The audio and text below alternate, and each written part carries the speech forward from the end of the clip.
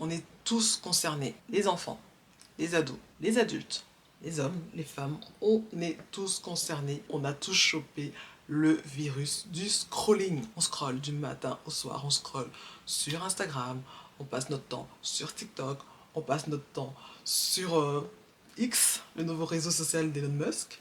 On est là à scroller toute la journée. Et sans s'en rendre compte, sans même s'en rendre compte, on peut passer 1 heure par jour, 2 heures, voire 4 heures, même 5-6 heures pour certaines personnes. Oui, oui, regarde bien sur ton téléphone le nombre d'heures que tu passes à scroller sur les réseaux, tu serais choqué. Scroller, ça nous aide à passer le temps, ça nous aide à ne pas nous ennuyer, ça nous divertit, c'est cool, il n'y a rien à dire. Ça nous fait du bien sur le coup quand on scrolle. Mais ça, c'est seulement en apparence.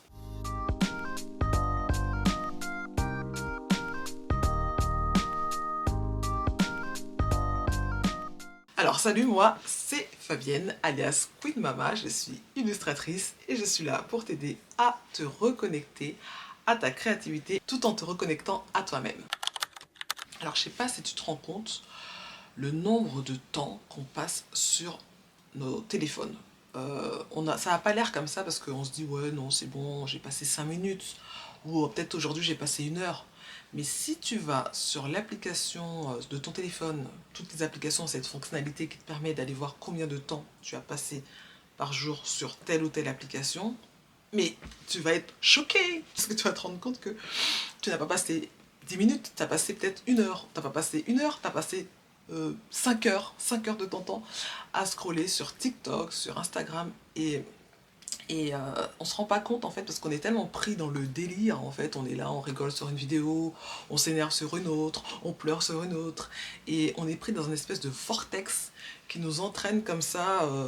Même moi j'appelle ça le vortex temporel parce que c'est un vortex où tu ne vois même plus le temps passer, tu ne vois plus les minutes s'écouler et sans t'en rendre compte en fait, tu as passé 4 heures assis comme ça à ne rien faire et c'est du temps que tu donnes aux réseaux sociaux, ton attention que tu as donnée à, à TikTok. Et cette attention-là, tu pourrais tellement l'utiliser à autre chose. Mais le plus dur, une fois que tu as passé tout ce temps à scroller, c'est que tu as le cerveau un petit peu éteint et que tu te dis mais non, mais je j'ai rien à faire, je m'ennuie, je sais même pas quoi faire. Si on s'enlève le téléphone comme ça du jour au lendemain, bim, tu vas être là comme ça, tu vas tourner en rond et tu vas même plus savoir quoi faire parce que on a oublié ce que c'était que de s'occuper, on a oublié ce que c'était que même de s'ennuyer tout simplement, de s'ennuyer pour laisser notre, notre esprit vagabonder un petit peu et on est toujours dans le faire et dans le scrollage infini. Et le danger, en fait, du fait de passer tout son temps sur les réseaux sociaux, c'est pas de perdre son temps, en fait, mais c'est vraiment d'oublier qui on est et d'oublier de se réinventer, en fait. À force de regarder les autres vivre, à force de regarder les autres voyager, cuisiner, faire des blagues, danser, nous, on en oublie de vivre, on en oublie carrément notre propre vie. Et c'est là que ça peut être un véritable problème surtout sur du long terme. Et là, je parle même pas de ce que ça peut comporter en termes de santé mentale. Et quand je dis santé mentale, c'est vraiment que les sentiments d'anxiété que ça peut créer, les sentiments toxiques aussi que ça peut créer, le fait de se comparer aux autres, de regarder un petit peu la vie des autres et se dire que ben, nous, on n'avance pas, que nous, on est moins bien, que nous, on n'est pas ci, on n'est pas ça. Ça a un effet vraiment, vraiment à long terme très, très négatif sur notre estime de nous-mêmes, sur notre confiance en nous et on peut vraiment se sentir très très inférieur et très en retard aussi sur la vie, sur les choses, etc. Et ça n'a rien de bon en fait. Et c'est de là qu'il faut vraiment se rendre compte que limiter son temps d'écran, surtout sur les réseaux sociaux, c'est super important pour limiter la casse que ça peut engendrer sur notre santé mentale, tout simplement. Mais il faut avouer quand même qu'il y a quelque chose de paradoxal avec le fait de traîner sur les réseaux sociaux. Parce qu'en fait, quand tu traînes sur les réseaux sociaux, tu vas pouvoir voir quand même pas mal de choses créatives. Tu vas voir des dessins, des danses, tu vas voir des artistes s'exprimer, tu vas voir plein de choses qui sont censées t'inspirer, qui sont censées te donner envie de créer aussi. Mais la chose hyper paradoxale, c'est que plus tu vas scroller et voir des choses comme ça. Après, on voit pas que des choses créatives, on voit aussi beaucoup de bêtises sur les réseaux sociaux. Mais plus tu vas scroller, et plus ta créativité va être en berne, plus tu seras dans la capacité de créer à ton tour. C'est-à-dire qu'une fois que tu t'éteins ton portable, ben garder la concentration va être beaucoup plus difficile. Même lire un livre, commencer à te mettre un petit peu à la lecture, ça va être beaucoup plus difficile. Tu vas lire deux trois lignes et bim, tu vas dire ah mon téléphone, tu vas être tenté de reprendre ton téléphone parce que tu vas te dire peut-être que j'ai raté une notification, oh tiens ça fait longtemps que je suis allée sur TikTok alors que ça fait 5 minutes que t'as été, tu vois. Et ça c'est un des effets hyper néfastes aussi des réseaux sociaux et des écrans, c'est que en fait ça t'appelle toujours, toujours et toujours et ça t'anesthésie ton cerveau, ça t'anesthésie ta créativité, ta capacité de créer toi-même à ton tour aussi des choses. Alors moi personnellement, c'est pour ça que j'ai arrêté TikTok. J'ai arrêté TikTok il y a quelques semaines. Instagram, ça fait beaucoup plus longtemps que j'ai arrêté parce qu'il y avait vraiment un effet très très néfaste sur ma personne. Donc quand je dis arrêter, c'est pas que j'ai arrêté de partager, je partage toujours mes dessins, je parle avec ma communauté, mais moi-même j'ai vraiment arrêté de passer du temps à scroller sur ces réseaux sociaux là, parce que moi personnellement ça m'apportait pas forcément du positif. Il y avait certaines choses qui me faisaient du bien à voir, mais il y avait aussi des choses sur lesquelles je sais pas, j'étais pas très bien, et même après avoir passé beaucoup de temps sur ces réseaux, des fois j'étais pas au top en fait, je me sentais pas au top. Donc moi la partie vraiment qui m'intéresse sur les réseaux, c'est la partie partage et la partie échange. Donc moi c'est vrai que j'aime bien partager mes dessins, j'aime bien qu'avec ma communauté qu'on échange dessus, qu'on ait un vrai dialogue. C'est vraiment cette partie-là, moi, qui m'intéresse sur les réseaux sociaux, c'est la partie connexion. Parce que quand on dit réseau social, à la base, c'était quand même pour sociabiliser, c'était quand même pour faire des rencontres, pour créer des liens, des connexions, et on a perdu un peu ce lien via le scrolling infini. On perd un petit peu ce lien, enfin en tout cas moi je trouve. Et ben ce que j'aime encore sur Instagram et pas sur TikTok, mais plus sur Instagram, c'est là où j'ai un gros compte, c'est le fait de pouvoir parler avec ma communauté, d'échanger en message privé, voilà, qu'on parle de pas mal de choses. C'est ça qui m'intéresse réellement. Mais de juste pas passer mon temps à scroller, à regarder comme ça, et être juste dans une action de consommer, ça ne m'intéresse plus du tout. Et ça fait des années, et ça fait du bien aussi, et ça m'a fait vraiment du bien mentalement, et c'est la meilleure décision que j'ai prise pour ma santé mentale, croyez-moi.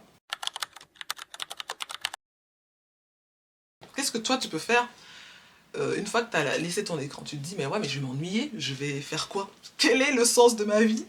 Pourquoi suis-je venu sur Terre? Sache que tu es venu sur Terre pour vivre l'expérience de cette Terre, pour créer des choses, pour tester des choses, pour expérimenter.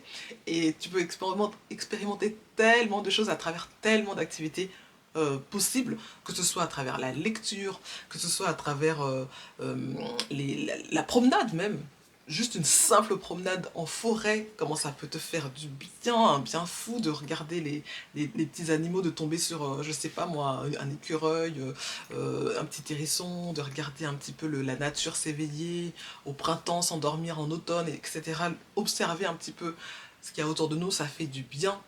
C'est ça vivre l'expérience du monde, c'est ça vivre l'expérience humaine en fait de ce que voilà on est venu faire sur Terre. C'est aussi tester des nouvelles choses, c'est aussi se mettre à des activités, à de la poterie, j'en sais rien, au crochet. Moi je me suis mis au crochet il y a 2 ans maintenant, et je m'éclate. C'est tester des nouvelles choses, rater, échouer, retester d'autres choses. Ce n'est pas grave, l'échec ça a jamais tué personne, ce n'est pas grave du tout. Tu peux tester des choses, abandonner, retester des choses, mais l'essentiel c'est de vraiment t'y mettre et de le faire, et de vraiment te détourner un petit peu des écrans et commencer à vivre un petit peu. Alors moi je vais prêcher encore une fois pour ma paroisse. Ce que tu peux faire aussi, c'est de te mettre par exemple au dessin. Quoi de mieux que de tenir un petit journal créatif? Tu t'achètes un petit carnet et tu dessines dedans un petit peu tous les jours. 5 minutes, 10 minutes, 15 minutes, 1 heure même, si tu as vraiment du temps devant toi. Et le fait d'avoir ce petit journal où tu vas venir faire tes petits dessins, faire tes petites gribouilles, dessiner des petites choses des fois simples, des fois plus complexes, et ben ça va te déconnecter quand même au réel, ça va t'emmener dans un petit imaginaire, dans un petit cocon très rassurant, où tu vas pouvoir créer vraiment, voilà, en mode pour toi. C'est pas une performance, c'est pas pour montrer aux gens. Rien que pour toi, tu vas créer ta petite bulle. Ta petite bulle rien qu'à toi et tu vas pouvoir t'exprimer. C'est un moyen d'expression aussi. Et le fait de tenir un petit journal créatif ou de te mettre au dessin régulièrement, faire une petite gribouille par-ci par-là, mine de rien, ça fait du bien et ça t'aide à redémarrer aussi la machinerie de la créativité et surtout quand tu as passé énormément de temps sur les écrans à scroller pendant des mois et des mois, ben, au départ ça va être un peu compliqué, ça va être difficile. Mais petit à petit, tu vas voir que ça va revenir petit à petit, plus tu vas le faire, plus tu vas t'y mettre un petit peu tous les jours et plus tu auras envie de t'y mettre. Mais au début, c'est difficile. J'avoue qu'au début, c'est difficile, c'est pas simple. Quand on sort la tête des écrans, on est un peu paumé, on est un peu perdu et on a tendance à rien vouloir faire et à avoir qu'une envie, c'est de replonger sur nos écrans et recommencer à scroller de manière frénétique. Alors, si toi aussi tu souhaites faire une pause de scrolling et te mettre à faire de nouvelles choses, ben je t'encourage vivement à commencer, à lire des livres, à sortir plus, à regarder des longs films, des très très longs films. En ce moment, j'ai une passion pour les films des années début 2000, où vraiment l'intrigue était longue à arriver, tout se faisait plus en longueur, c'était pas haché menu comme on voit un petit peu aujourd'hui. Et j'ai une petite passion en ce moment pour les films de fin des années 90, début 2000, moi ça m'éclate. Et ça me replonge en plus dans ma jeunesse, dans ma lointaine jeunesse. Et si tu souhaites te reconnecter à ta créativité, te remettre au dessin, sache que j'ai mis en place la Queen Mama Academy. C'est une école de dessin en ligne qui te permet d'apprendre à dessiner en t'amusant, avec des défis créatifs, avec des petits tutos simples, rapides, pratiques, qui te permettent vraiment de comprendre vraiment de manière très simple comment progresser en dessin, apprendre à dessiner les visages, etc. Ça t'ouvre aussi l'accès à une communauté d'élèves aussi qui va apprendre avec toi. Vous allez pouvoir communiquer, partager avec moi. Je suis là aussi pour vous aider, pour vous conseiller, pour discuter si vous avez envie de discuter voilà, de vos œuvres, etc. La Queen Mama Academy est ouverte à tous. C'est ouvert aux enfants à partir de 5-6 ans et aux adultes débutants. Donc tu peux vraiment nous rejoindre, quel que soit ton niveau en dessin, même si tu es nul, même si tu n'as jamais tenu un crayon de ta vie et que tu sens que tu vas vraiment rien donner. Au contraire, c'est juste que pour toi que ça s'adresse, cette académie. C'est pour te redonner confiance à ta capacité de dessiner, à ta capacité de créer et aussi, bon, ça t'aide aussi à sortir la tête des écrans. Alors si tu es intéressé pour nous rejoindre, n'hésite pas à cliquer sur le lien qu'il y a dans la description de cette vidéo. Tu seras inscrit sur la liste d'attente pour pouvoir intégrer la Queen Mama Academy dès que la session d'inscription sera à nouveau ouverte. En tout cas, j'espère que cette vidéo t'a plu. Si elle t'a plu, n'hésite pas à le dire en commentaire. N'hésite pas à me dire aussi en commentaire si toi aussi tu es complètement accro aux écrans ou si tu as réussi à t'en détacher ou est-ce que tu as complètement tout désinstallé et tu veux plus entendre parler des écrans de ta vie. Dis-moi en commentaire si tu arrives à faire des choses comme la lecture, dessiner, te promener sans être obsédé par vite mes notifications, vite mes réseaux sociaux. Et dis-moi aussi en commentaire si ça t'a fait du bien, si mes conseils t'ont fait du bien également. Donc moi je te dis, prends soin de toi, crée, élève-toi, révèle-toi par la créativité et on se dit à très vite pour une nouvelle vidéo. Ciao ciao.